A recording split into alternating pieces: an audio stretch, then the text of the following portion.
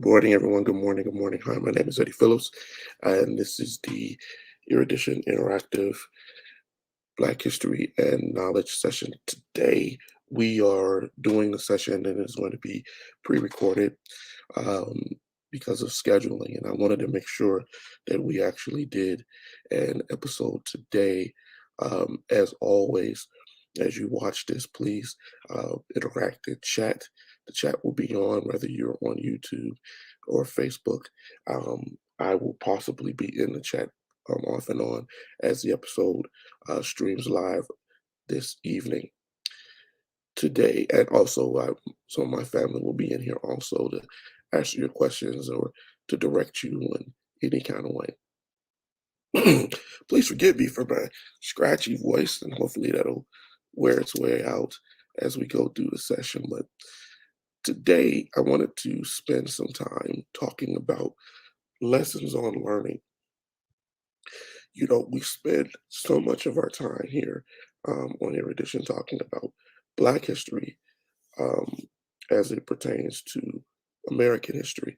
And we also go out of our way to make sure that we share some knowledge.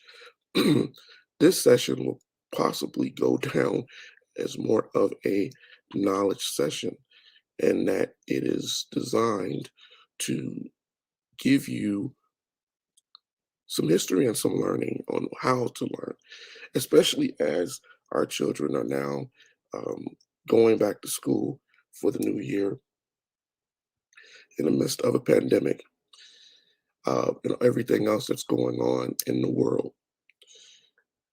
You know, when we look at the institutions out here and the ideas of what is going on um, with Black America, um, we have to constantly go back and look at what we are not being taught, what we don't know. Um, our kids are going back to school, and I was sitting recently listening to the beginning days of school for my son, who's in high school, a senior high school this year, and I was amazed with some of the things that the teachers were I can't say any other way, bloviating about and saying that they were going to cover. And one thing that stuck out with me was this idea of an emphasis on British literature, British history.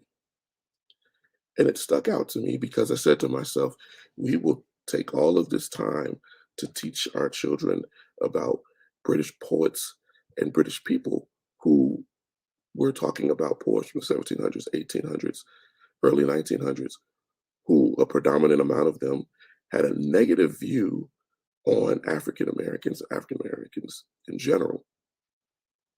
So some of the poetry, some of the literature tends to lead towards a racist mentality, but yet our education systems teach that. And I was reminded of a quote that I wanted to bring up from William Jennings Bryan, in which he said, "I do not think about things that I don't think about." And Clarence Darrow, great lawyer, said, "Well, do you ever think about things that you do think about?" And this is where we are. We don't think about these things because they're normal. We've been conditioned. In other episodes of the interactive, I've talked to you about, even with the critical black, race theory, we're looking at how we circularly think and don't think outside of what we know and what we have been taught. Um, I'm also going to talk about how we view things, even within our own communities. Um, in his book, The Miseducation of the Negro, Carter G. Woodson talks about the very first chapter, very first paragraphs.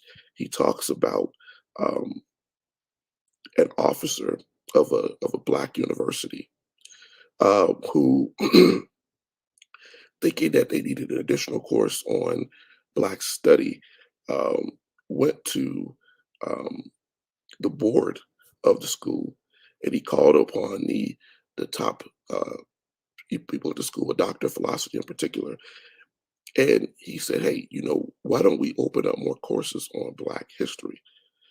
And he was told by the board, he was told that he knew nothing about Black history and that he did not want to cut, that people did not want to come, and neither did he want to come to a school and waste time on teaching Black history. He wanted to be educated on a system that would actually provide money and wealth and add advantage to Blacks. And he did not see that in Black study. So, what am I saying? I'm saying that we have a whole system in place that allows for the disenfranchisement of our young people, Black males in particular. About 2 weeks ago, I did an episode and we talked about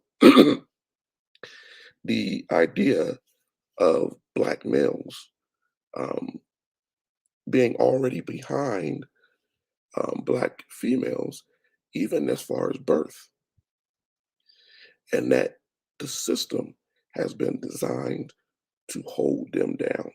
Now, that's not saying that Black women aren't having similar problems, but what it is saying is that it is a problem.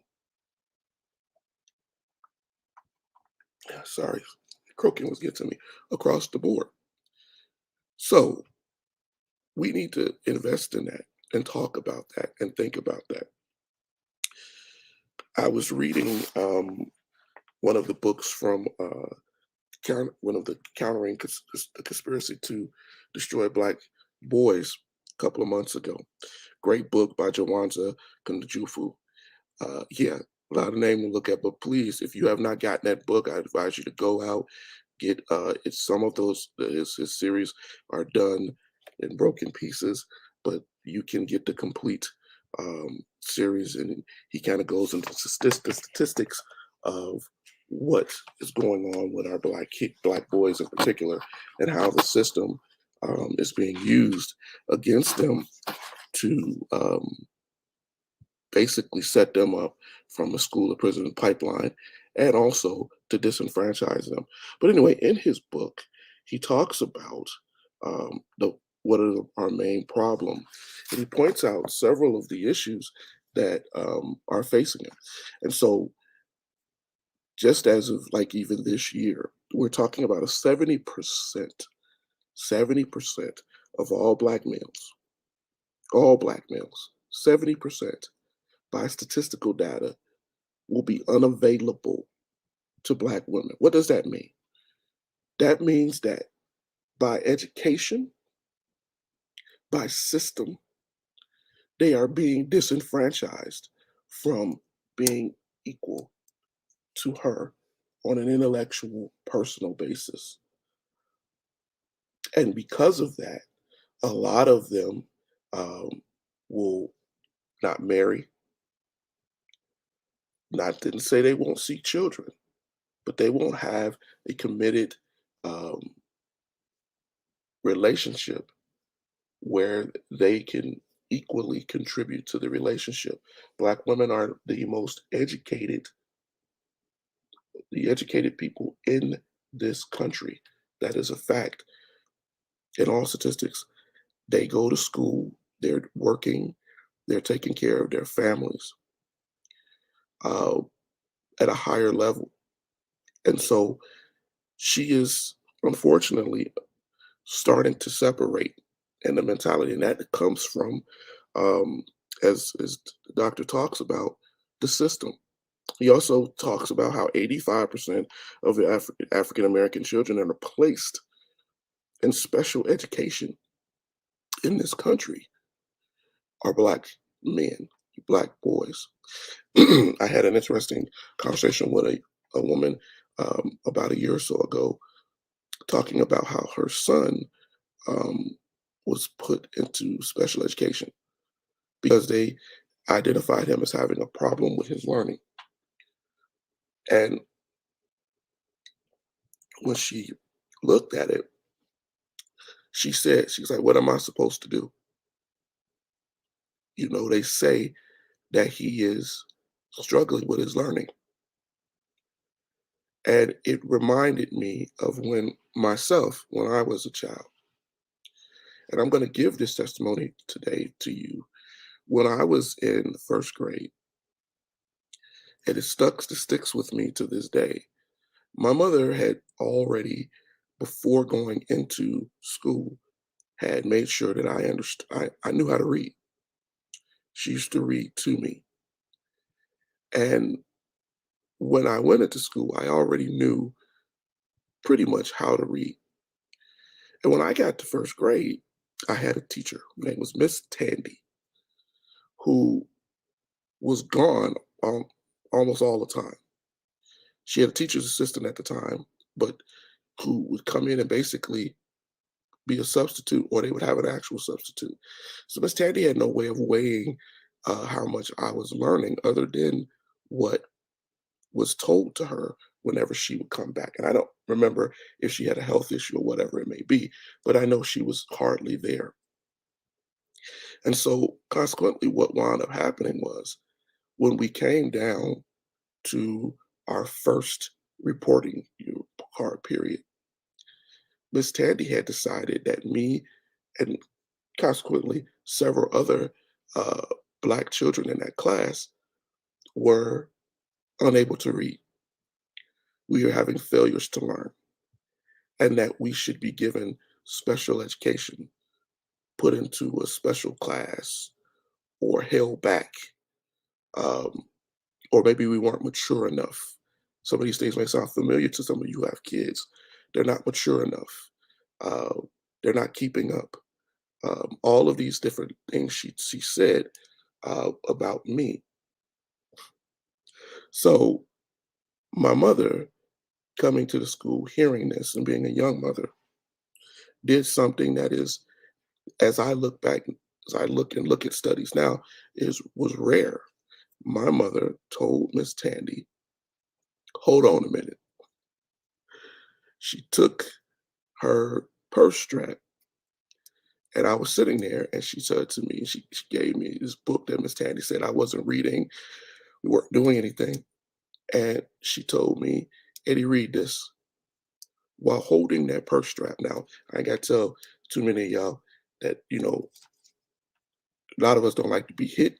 I ain't trying to get a whooping, not in front of a woman who already um, comes off to me, and we'll get into that, as not liking me, right? So I immediately started to read.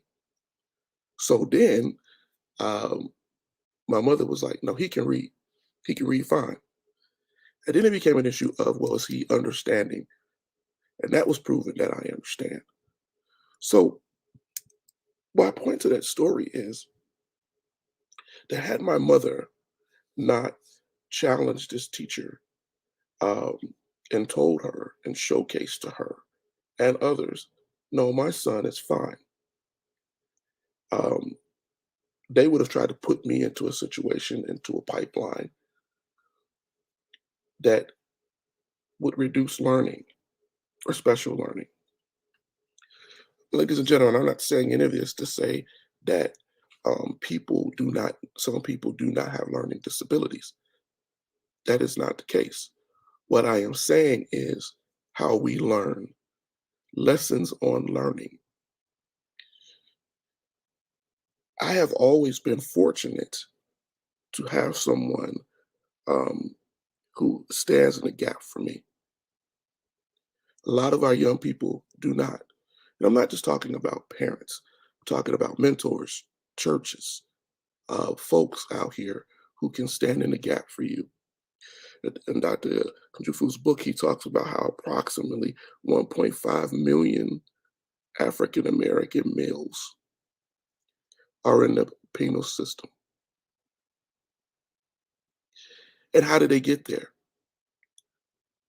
Because they became disenfranchised, they became cut off. They didn't have advocates, positive advocates all the time. And children will learn from some school of thought. If you're not learning from the traditional brick and mortar school or the online school or um, being tutored and mentored by someone who can keep you on a straight path, it's easy to fall off. into peer groups and organizations that are negative. Gangs are peer groups, they are organizations. Drug dealers and criminals provide a feeling of family when you don't have family, and that becomes a problem. Of the 47% of people in the Black African American population, only 3.5% are college students. Even though we see people going out here, even less are going to go learn a trade. We receive 37% of all high school suspensions, expulsions, and as we spoke of earlier, we have the lowest life expectancy at the beginning of life and toward the end of life. We have the highest homicide rate, heart attack rate, diabetes rate, cancer rate. 31% of African American males aged 18 to 25 are unemployed, without a job. These are males, didn't say females. This is a problem. This is a problem. And it starts in how we learn and how we come into this world and process our information. As I said at the beginning of this, we spend time learning British literature, British history, selective American history. Our children are told from the very beginning of their school, the very beginning. I was looking at the history book and I was going over it and looking at I want to say, what's the very first lesson that you're going to learn this year in history? First thing that they're going to teach you. And the first thing that came up in this book was the building of the railroad. The building of the railroad. It says 1865 to 1932. This is what they have them learning. And in that section, they talk about how white European, and that's specified, American settlers pushed this country to be the leader in the world. They negate the fact of telling you initially of the Africans, Americans who worked on the railroad system to build those railroads throughout this. They negate to tell you about what happened before 1865 that allowed the wealth of America, the Vanderbilts, who helped to build the railroad giants, who built majority of their fortune off of slavery, pre-Civil War. But it was the settlers who conquered the land, who went out west. It wasn't the Chinese who blew through caves and holes and mountains and died being blown apart. It was the European settler. So when you come to school and that's what you're taught as an African American male, what does that do to you on a subconscious level? What does that do to you? So let's talk about some issues, some causes of why we are in this, and then we'll talk about solutions. The major point that a lot of us don't like to bring up, and this is why critical race theory is challenged and why I do this show every week, is the idea of um, white male supremacy, because that's really what it was. Institutional racism, conditioned racism, implicit racism. These things are here still. in our society affecting our children. They have been here from since the very first African set foot in this land with Europeans. And I clarify that, the separation. We also have a monetized, capital intensive society that is so focused on what we have and not what we can learn, that young men think that as long as I have a pair of Jordans, watch, ring, bling, call it whatever, clothes, and I look good, I must be successful with no education, knowledge, none of that, and no desire to go further in that because we teach them to hustle, get rich or die trying, not to be successful, not to raise families. We teach them to hustle. So my father often says, Scrump, you out here doing everything you can to make money, anything and everything. A survival mentality.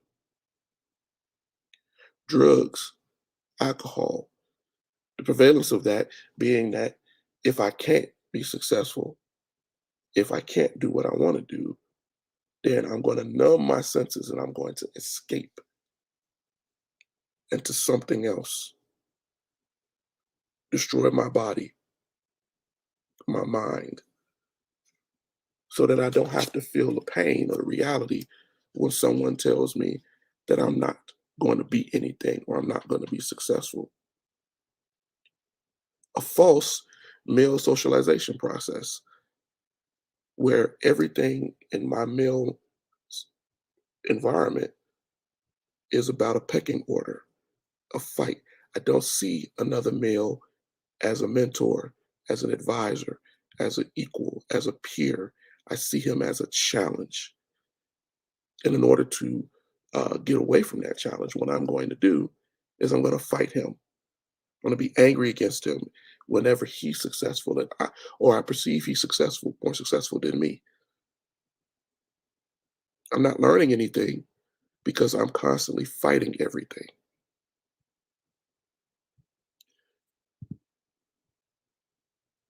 Having children or child rearing before the age of maturity, we talked about this recently before, is another huge problem. Children raising children and raising children to follow a conditioned mentality because as you're growing up, they're growing up, and you're both growing up with the lost mentality of what can I do? I'm going to escape. I'm blinging. I wanted to be a basketball, baseball, football star. So you're going to be that, despite the fact that maybe you don't have the physical ability to do it, the mental fortitude to want to do it. It's not important to me. I'm raising you to do what I want you to do, or the abandonment issue. I'm not here. I made this child, but I'm not staying.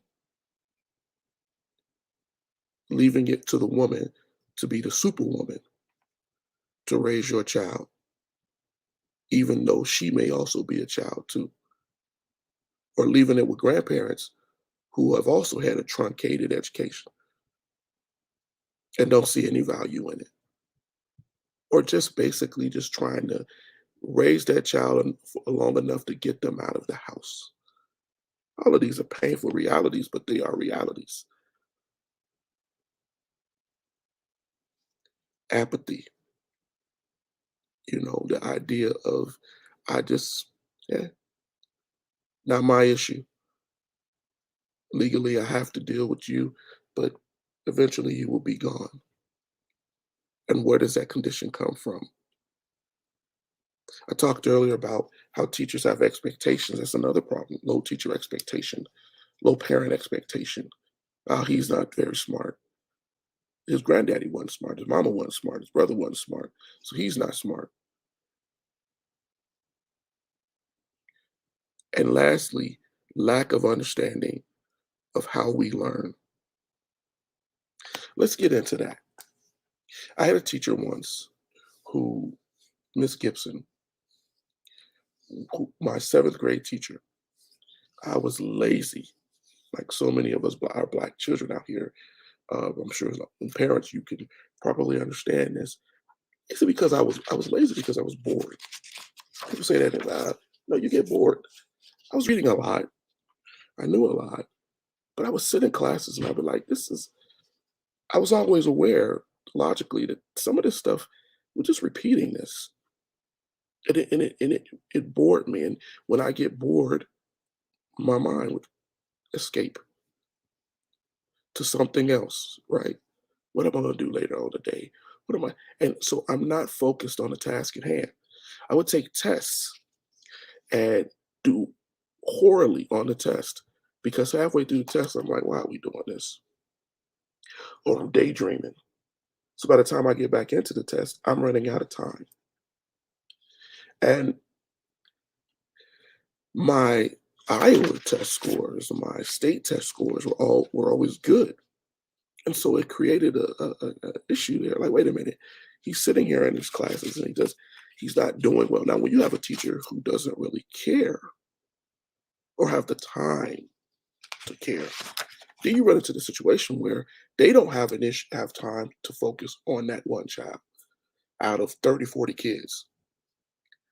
So what happened was they just mark it down, whatever, he failed. And teachers talk. Thing I learned too about schools, and they talk to each other about, oh yeah, you're getting this kid, blah blah blah blah blah.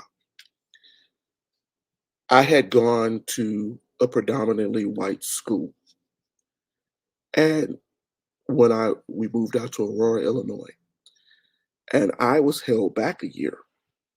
It shocks people. Held back a year because the teachers told, again, came with the idea, well, he's not mature. He can be held back. He's a little bit, the way where his birthday falls, it won't hurt him. So they held me back. And I can't tell you how that damages a young man's sense of self. When they held me back, I was angry, even as a child, because now I'm in here with kids I perceive to be younger than me, and I'm even more bored because now I'm in here with people who I've done all this before. So I was disenfranchised even as a young kid. My mother, thank God, and we moved back to the city.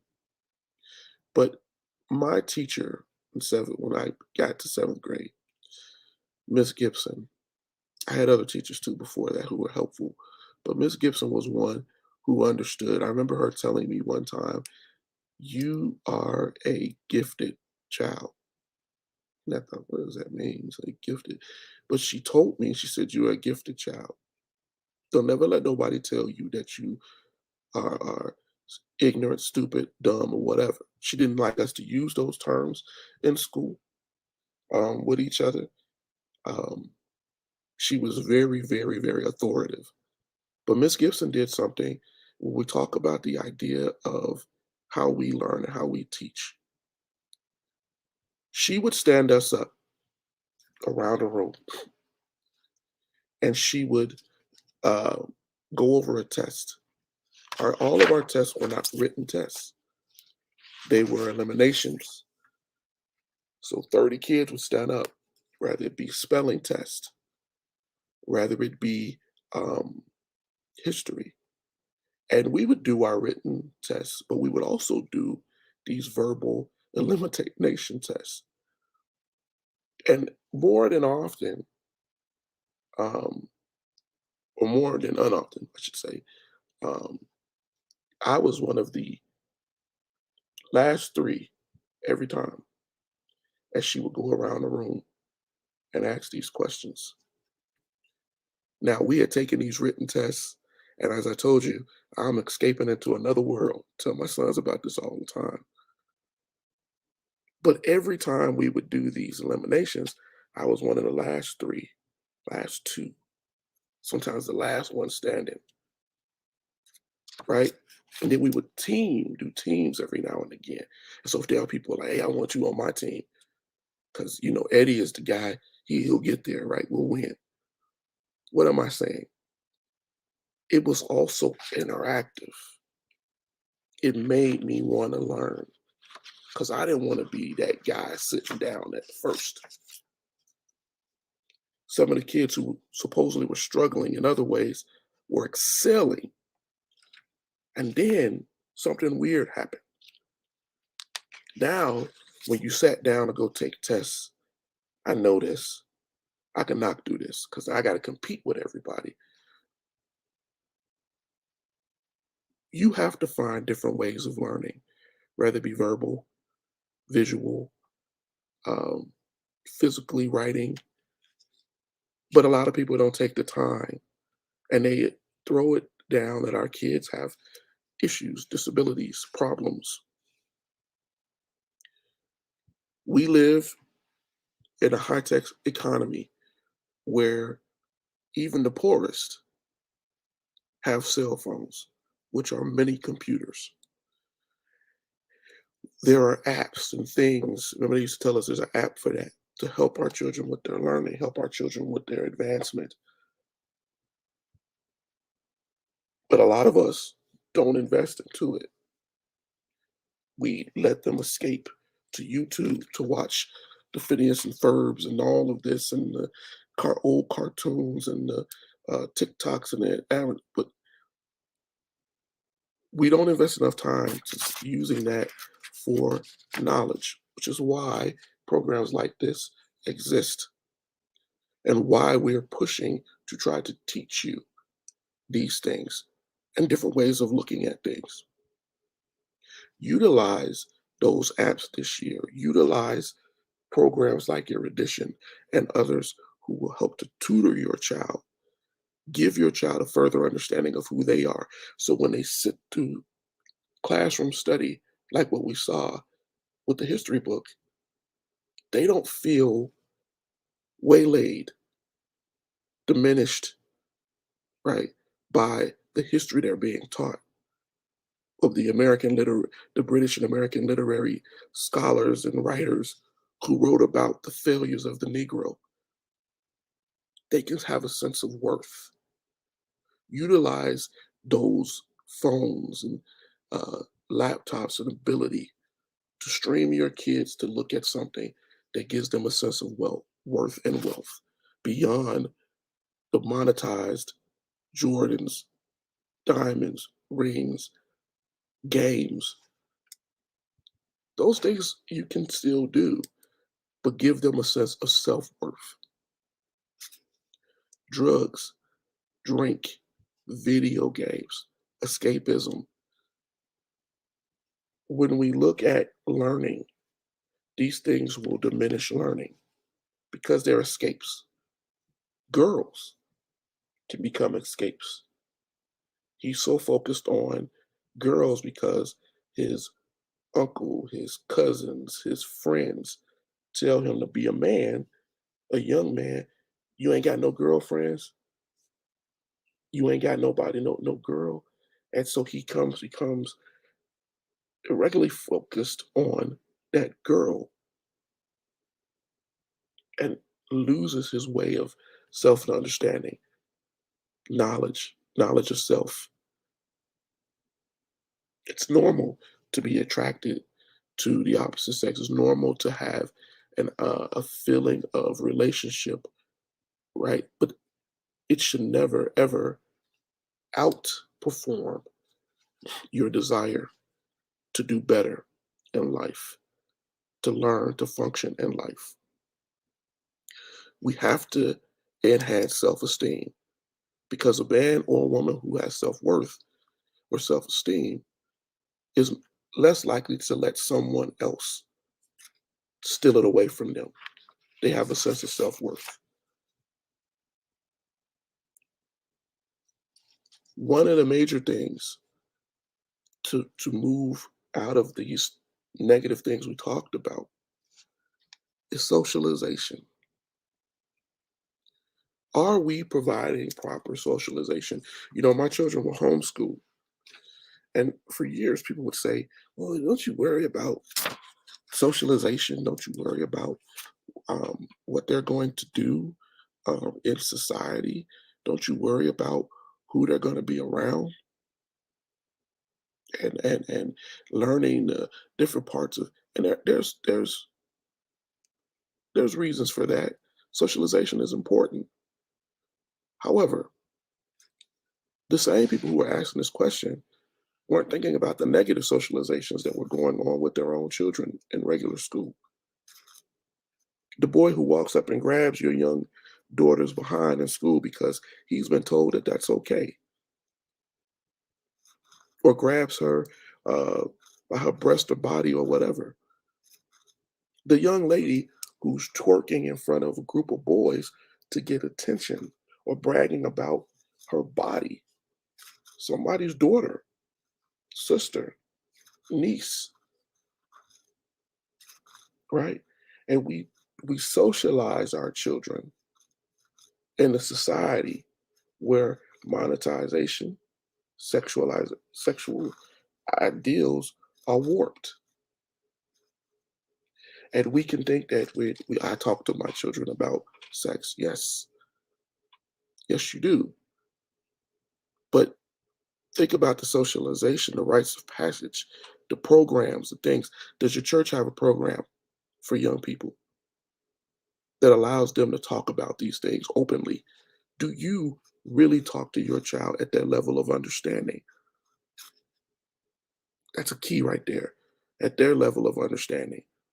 Because they're 10 years old, you assume that they don't have an idea of what sex is. And then you have to think back to when you were a child. There's always a little boy, a little girl who think they know what sex is.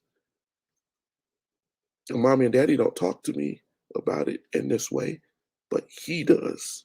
She does. And it pushes me into a peer group think mentality to do something that I will regret and I will see as normal up until it is seen and known to be abnormal. We have to grow our children's mental and spiritual processes. To do that, we have to do that as a family, one on one, open talking, back and forth communication without judgment, so that we can guide them to not make mistakes, or at least that if they're going to think about making a mistake, they can be verbal with us and comfortable with us enough to talk to us. We have to do that. That's a huge part of our learning process in the Black community that goes to the wayside. We also, in that process, cannot have a double standard. You can't tell a child to not do certain things, drink, drugs, premarital sex, crime, and they have watched you do something or continue to watch you do something because they're learning from you.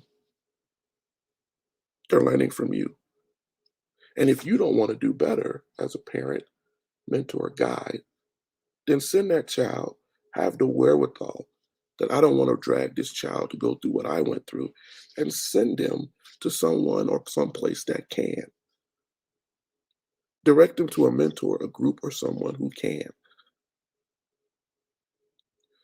We have to give effort, workshops, programs like this, books, environments, learning environments, games that give that sense of this is what you should do. But there's something about that parental double standard of do what I say, not what I do. I always believe that household should be a whole family of learning.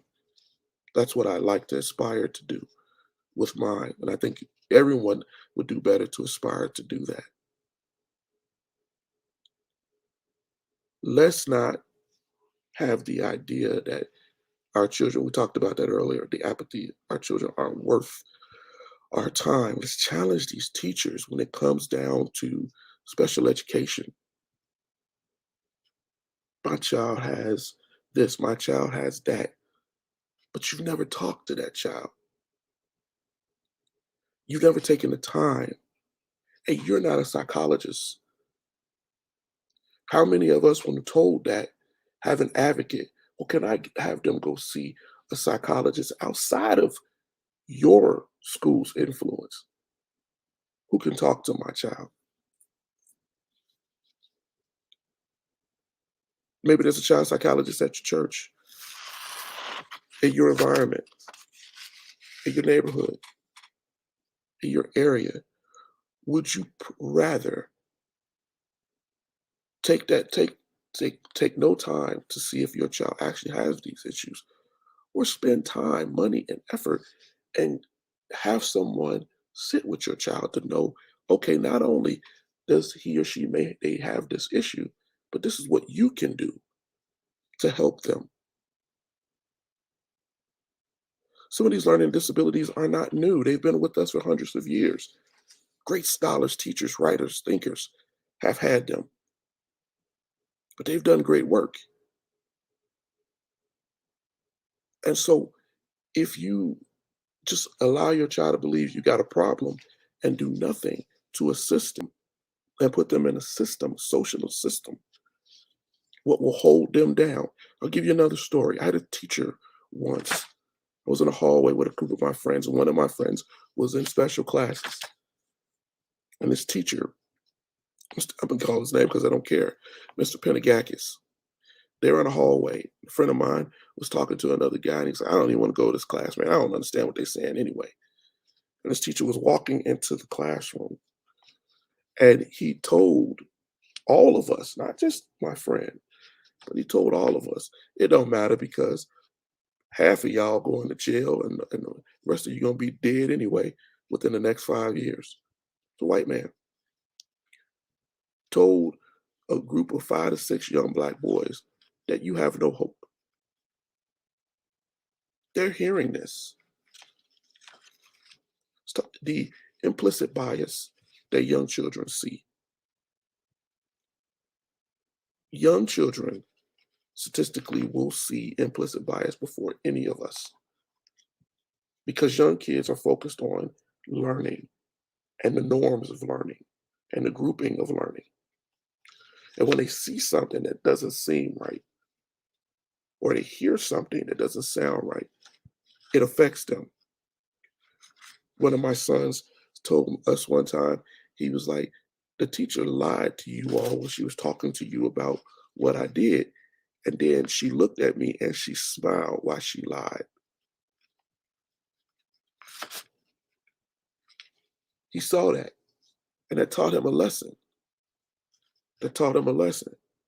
Even these folks who you think your parents are supposed to trust, the teachers will tell them, I'm going to tell your parent.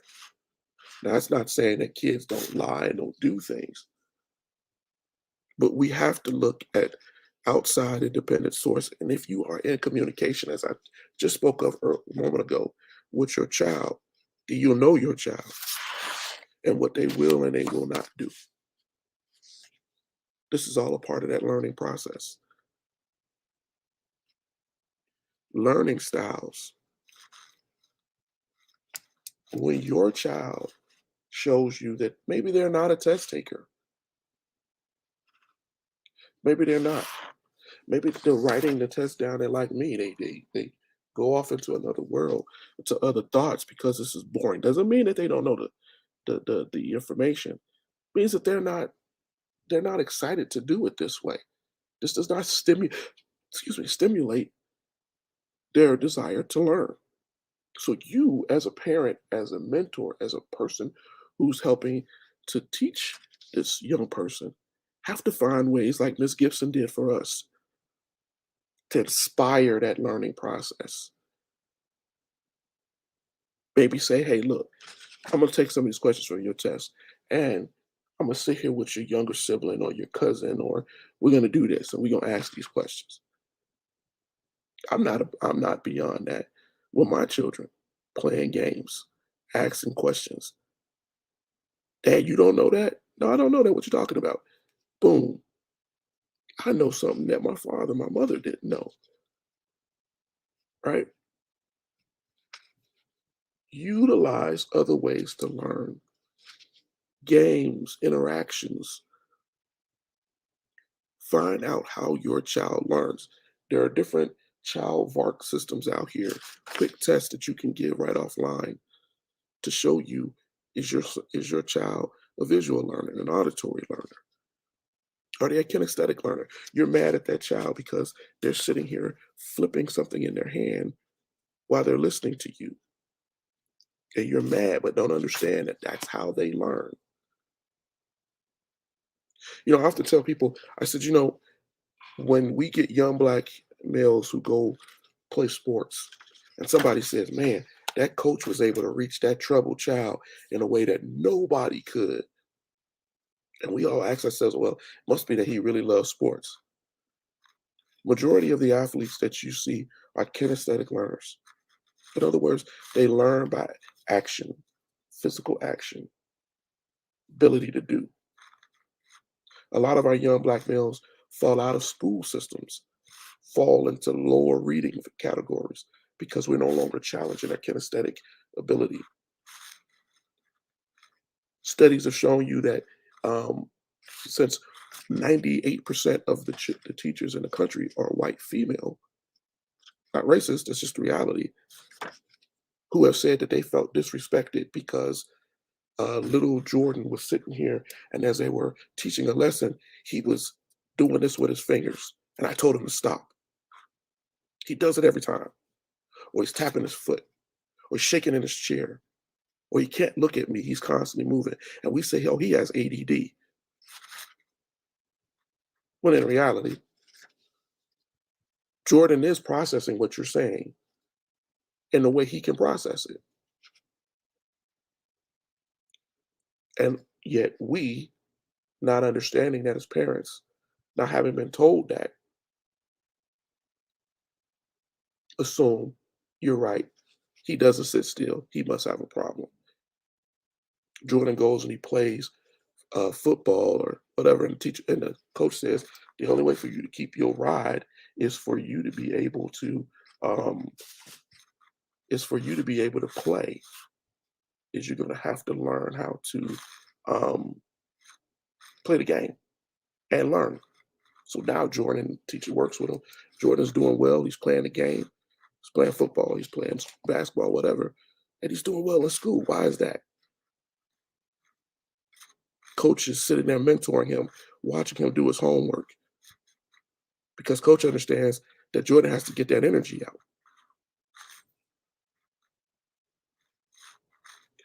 All of these things are important. All of these things are important. And there are lessons on learning. There are lessons on learning. I'm going to cut this episode off a little early because I want us to think about some of the things that I've said. But I hope that when you watch this evening, you comment, challenge, give thought. I'm sorry that we aren't going to be able to do it live as we usually do. But as I said, I may be in chat this evening. So much is going on. As always, please, please, please um, support the Erudition Network. Um, we appreciate your support, your help. We will be back next week. We should be live next week, hopefully, God willing. Uh, and we will go further. But I thank you all who watched this video. Please share this video. Please help us grow. Hit that like on Facebook and subscribe to us on YouTube. I hope you got something from this episode. I hope you got something on lessons and learning. We will go into this further as time goes on. New shows, new ideas. Um, but thank you. And I hope that you have a pleasant and blessed evening. Thank you all for your support.